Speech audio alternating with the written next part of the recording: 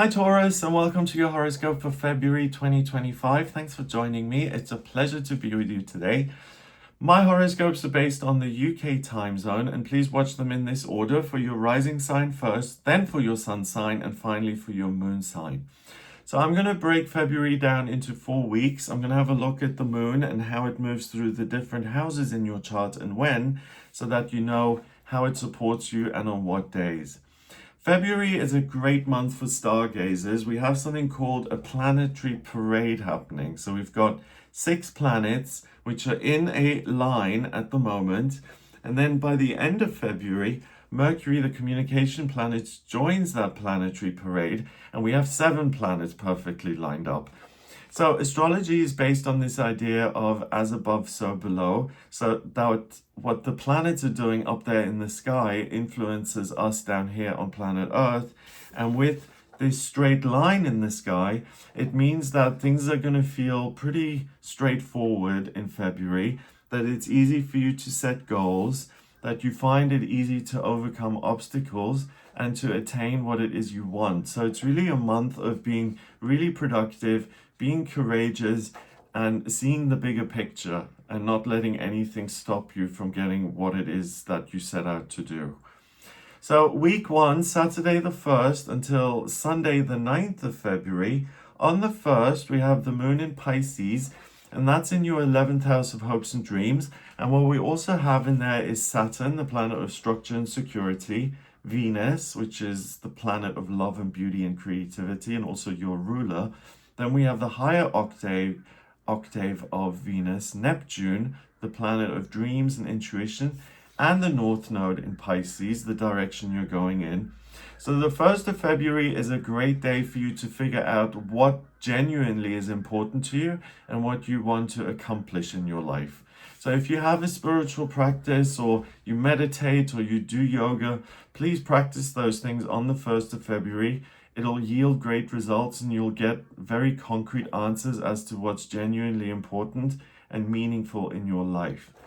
Then on the 2nd and 3rd of February, we've got the moon going into Aries, and it joins Chiron, the asteroid that's known as the wounded healer, and they both sit in your 12th house of spirituality and spiritual strength. So again, it'll be easy for you to connect to the higher realms and to see what needs healing in your life and in yourself, as far as your own perception of who you are is all about, any kind of habits that you have that may be unhealthy or unhelpful. And you're able, with the support of the higher realms, to identify those things and then to heal them. On the 4th, 5th, and 6th of February, the moon goes into your sign of Taurus and it moves into your 1st house of self. So expect a great sense of well-being during this 3-day period. But it joins Uranus, the planet of the miraculous and unexpected and also chaotic. And that's really interesting because during this 3-day period, you'll be able to throw everything up in the air as far as your life is concerned, and to say, before these things land again and they become a part of my daily routine or structure, I want to look at what genuinely serves me and what doesn't. I want to see what makes me feel good, what gives me a sense of well-being, and what really works against me. And you're going to be quite ruthless during this 3-day period, and things that would usually cause you fear or anxiety, just by thinking, for instance, I need to change my diet. It's not healthy, it's not good for me, but I like this so much and it's comforting to me. Or addictions, where it's like, I know this is bad for me, but there's some sort of a payoff. That ruthlessness allows you to say these things, in actuality, looking at them objectively, they don't help me, so I'm going to get rid of them.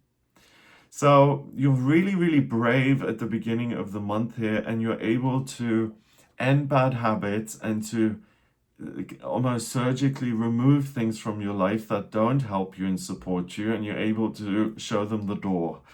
On the 4th of February, we have Venus, your ruler, that goes into Aries and it moves into your 12th house of spirituality and spiritual strength.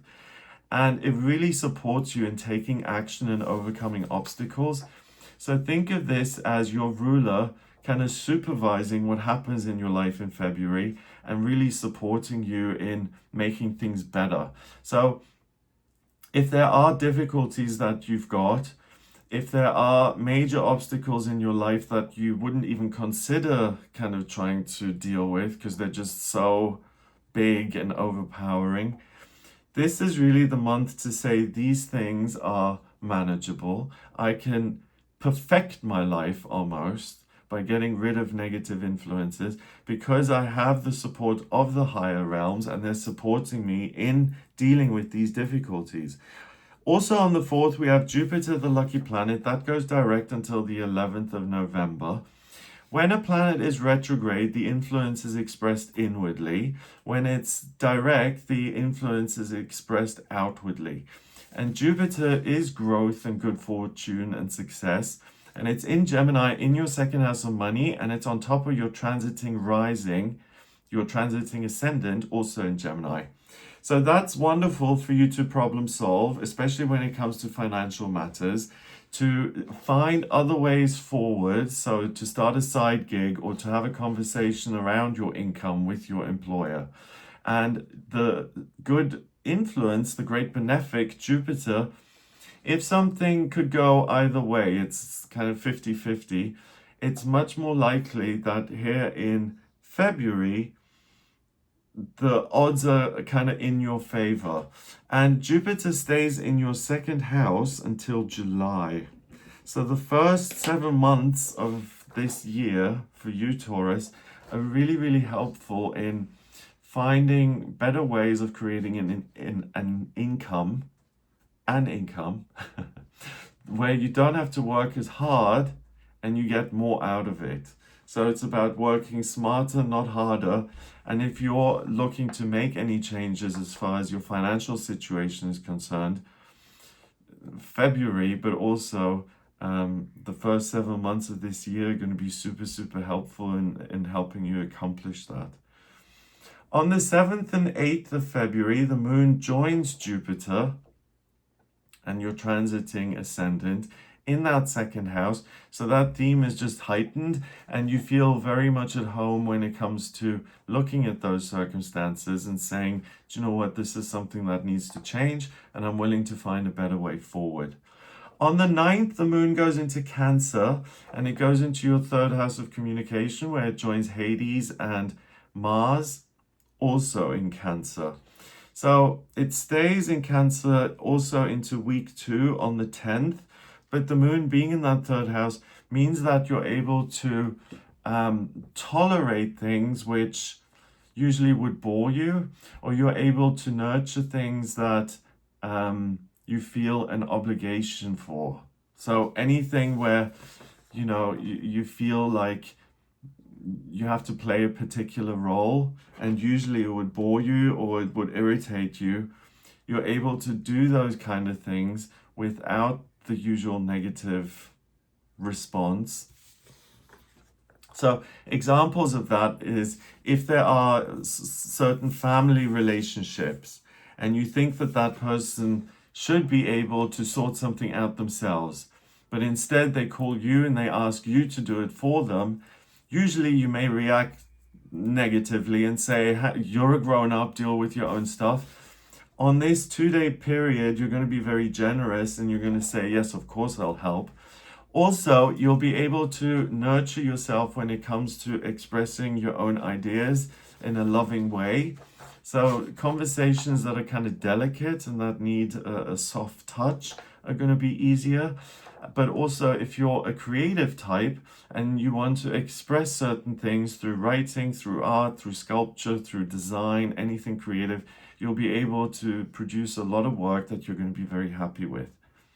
So let's see. The other thing is in February, Mercury and Venus are direct all month. So expect very few issues when it comes to communication or transportation. And also expect yourself to find it very easy to give life to new things, to start new relationships, and to start new business ventures. So in the first 9 days of the month, the moon covers certain houses. It starts in your 11th house of hopes and dreams, and it ends up in your third house of communication. So that's almost the fourth quadrant and all of the first quadrant. So it's houses 11 and 12, and then the first quadrant houses 1, 2, and 3. So the first week of the month is really helpful in getting a sense that these are my hopes and dreams and I'm being supported spiritually in accomplishing them. And then getting down to business and saying, I am going to sort out my finances. I am going to communicate what it is I want. And I'm going to do that in kind of a delicate way where I have patience and I have foresight and I have compassion for what the other person may be going through. Week 2, Monday to Sunday, the 10th to the 16th of February. The moon is still in Cancer on the 10th. Then on the 11th and 12th, the moon goes into Leo, and it goes into your fourth house of your family and your roots and the things that make you feel like you belong. So those 2 days are great for celebrating with family and people who are part of your inner circle, and to really just enjoy yourself and to decompress and to let go of any stresses. That is particularly true on the 12th of February when we have a full moon in Leo. So the moon is fully illuminated. It showers you with this Leo energy. And Leo is the height of summer. Astrology is based on the seasons and it's based on the northern hemisphere. So Leo represents when life is easiest and when things are warmest and it's playtime, right? So the 11th and 12th, really use that to spend time with people who you like being around and to do something as a group. It's really going to feel like it's recharging you and giving you a lot of energy. On the 13th, 14th, and 15th, the moon goes into Virgo and it moves into your fifth house of what you love to do work-wise, but also what you love as far as other people are concerned. So these 3 days are great for you to go on dates because you're immediately going to know whether you're compatible with the other person or not. You'll be able to listen to your own intuition and say, this is likely to work or it's not gonna work. And also, again, if you're trying to make changes to your career, to your working life, you will find it very easy to come to a decision and to commit to it and to say, okay, I've got the answer now, I'm going to make the change.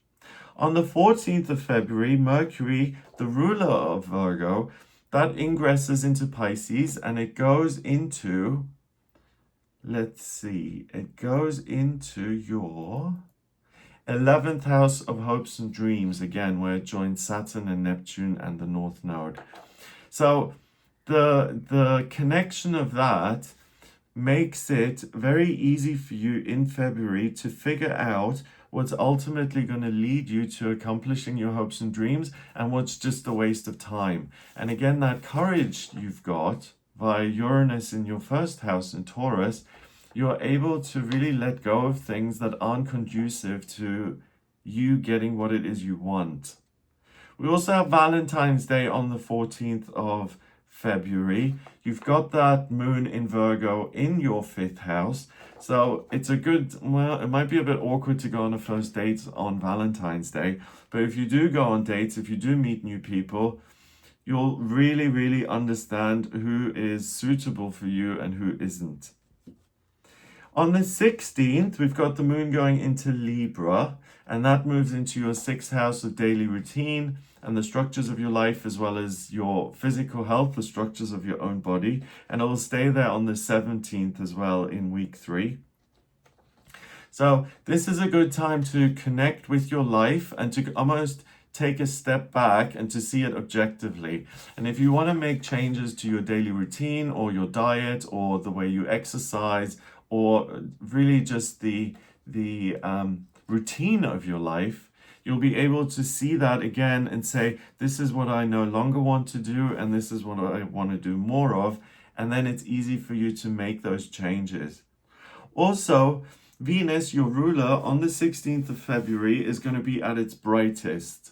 So if you look up in the night sky, you'll see your ruler sitting up there, and there's going to be a great sense of, I'm being supported here. I am able to make changes and improvements in my life because I have outside help. I have support, maybe not from other people, but my ruler, and Venus is shining down brightly on me. So in week 2, the moon starts in your 3rd house of communication, and it ends up in your 6th house of daily routine and structures. So that's the 3rd house, communication, and it's the 2nd quadrant, houses 4, 5, and 6.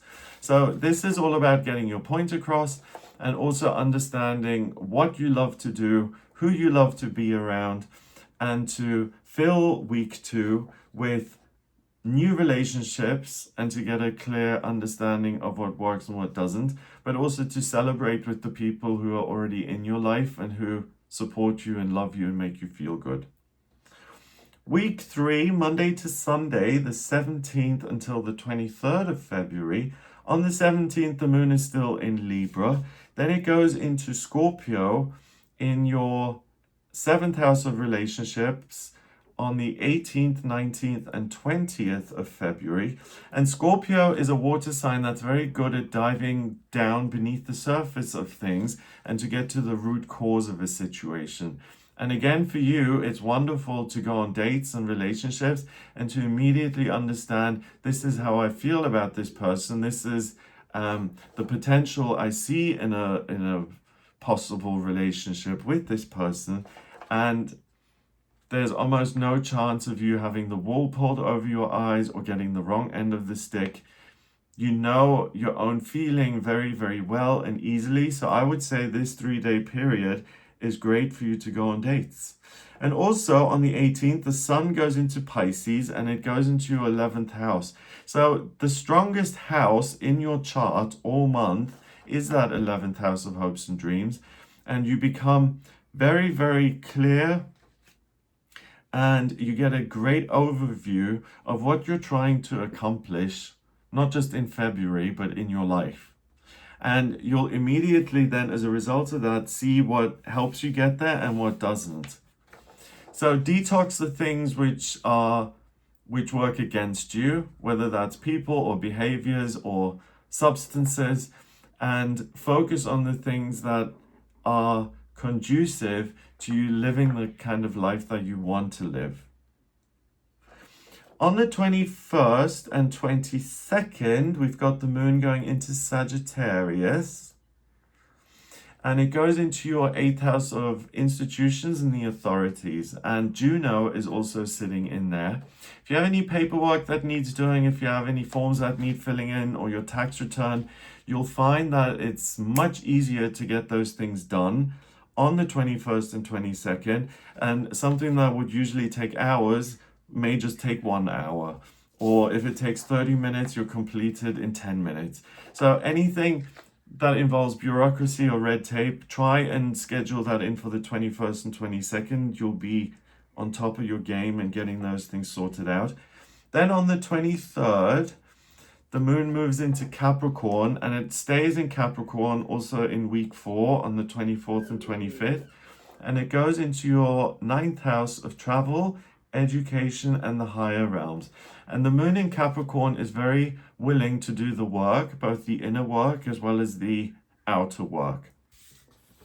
So if you want to go on a trip, if you want to study something new that will, something like self-help, where it allows you to feel you're more in control of your own behaviors or the way you see yourself, the 23rd, 24th, and 25th are days where you just naturally roll up your sleeves and you're like, I'm willing to do this work. Bring it on. I want to learn. I want to explore new locations, and I want to possibly even have a spiritual breakthrough if that's something that you're interested in. On the 23rd of February, Mars, the planet of masculinity and drive, goes direct for the rest of the year, which is really good news because Mars is about ambition and energy and being willing to fight for what it is you want. And it was in retrograde for a long time, from the 6th of December 2024 until this day, the 23rd of February. So from the 23rd, expect a lot more energy as far as your creative output is concerned. Mars sits in Cancer in your 3rd house of communication. So anything that allows you to express your own feelings or to take things that are very, very personal, even obstacles in your relationships. So, if you've been having problems with a friend of yours or a family member, Mars in Cancer allows you to use all of your strength and energy to get that back on track and to give you a sense that we've discussed this and now we're in a space where this is likely to work again, so that we can maintain this relationship in a better, healthier way, and that I don't need to give up on this connection, this relationship. So in week 3, the moon covers a few houses. It starts in your 6th house of daily routine, and it ends up in your 9th house of the higher realms and travel. So that's the 6th house and the 3rd quadrant. The 3rd quadrant is houses 7, 8, and 9. So the 3rd week here is very much about getting things organized, both in your daily routine and also as far as bureaucracy and paperwork is concerned. And then by the end of the week, you're able to take some time off and go on a trip, or if you want to continue the learning, you're able to really dive into that and acquire a lot of new useful energy and information. Week 4, Monday to Friday, the 24th to 28th of February. On the 24th and 25th, the moon is still in Capricorn in that 9th house. Then it goes into Aquarius on the 26th, and it goes into your 10th house of career. So the moon in Aquarius is in the sign of the humanitarian and the teacher. And in that 10th house, it allows you to discover whether what it is you're doing work-wise is actually helpful to you and to the people engaging with that business or that company you work for. And it may give you some sort of sense that if this isn't helpful and it's actually harming other people, that you don't want to be a part of it anymore and that you want to make changes there. But if you feel or you discover that, hey, my work is actually really useful and helpful to others, it will encourage you to do even more. So the 26th is a great day for discovery as far as how you feel about your work. But if it's a positive discovery, you'll be able to get a lot done. On the 27th and 28th, the moon goes into Pisces, and now it's back in your 11th house of hopes and dreams. And on the 27th, we have a new moon in Pisces. So that's when the moon is pitch black. It pulls in a ton of energy. And you end the month here on the 27th with total certainty around, this is the long-term plan for my life. This is what I want to accomplish moving forward. And I would encourage you to take notes, or even to do like a plan for the next year or a 5-year plan, as in what I want to experience, what I want to accomplish, what my goals are for my future. Because the messages you get around the 27th and 28th, the 27th particularly, they're not going to mislead you. It's going to be energy that you can trust.